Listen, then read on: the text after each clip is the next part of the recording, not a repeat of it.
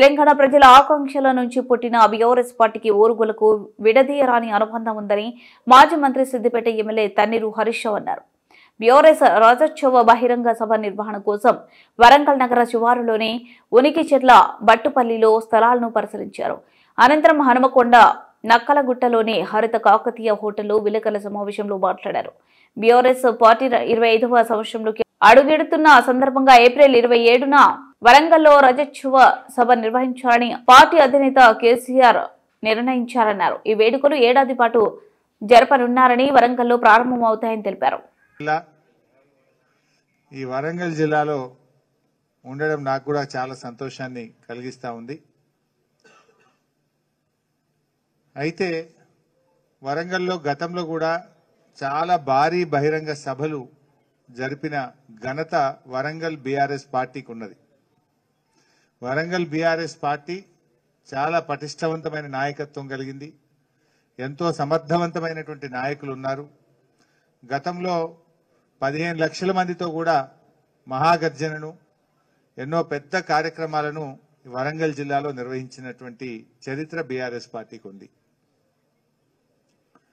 అయితే ఈరోజు ఏప్రిల్ 27వ తేదీన జరపవలసినటువంటి సభకు వరంగల్ జిల్లా పార్టీ సీనియర్ నాయకులందరూ, అదేవిధంగా మాజీ మంత్రివర్యులు మిత్రులు బాల్కొండ శాసనసభ్యులు ప్రశాంత్ రెడ్డి గారు, నేను చాలా సైట్లు కూడా మేము చూసాం ఈరోజు.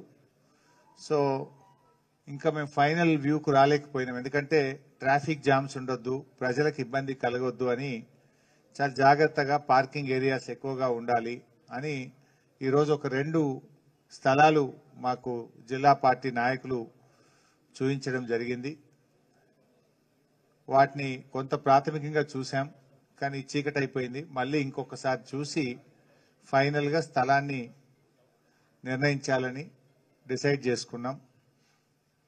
సో వినూతనమైనటువంటి ఆలోచనలకు, ఆందోళనలకు బీఆర్ఎస్ పార్టీ మరి ఎన్నో రూపకల్పన చేసి ఎంతో వ్యూహాత్మకంగా కేసీఆర్ గారు తెలంగాణ రాష్ట్రాన్ని సాధించారు. బీఆర్ఎస్ పార్టీ మీ అందరికీ కూడా తెలుసు, అది పుట్టడమే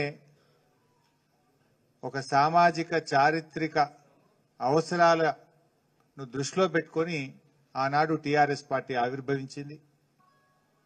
ఎందుకంటే తెలంగాణ రాష్ట్రం ఏర్పడాల్సిన ఆవశ్యకత ఆ రోజు ఉండే. ఆనాటి ప్రభుత్వాలు కరెంటు బిల్లులు పెంచి తెలంగాణ రైతుల నడ్డి విరిచే ప్రయత్నం చేసినటువంటి నేపథ్యం ఉండే.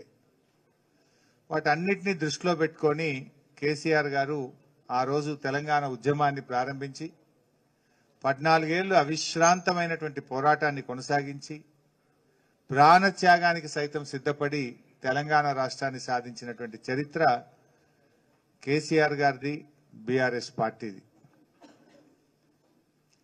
అదేవిధంగా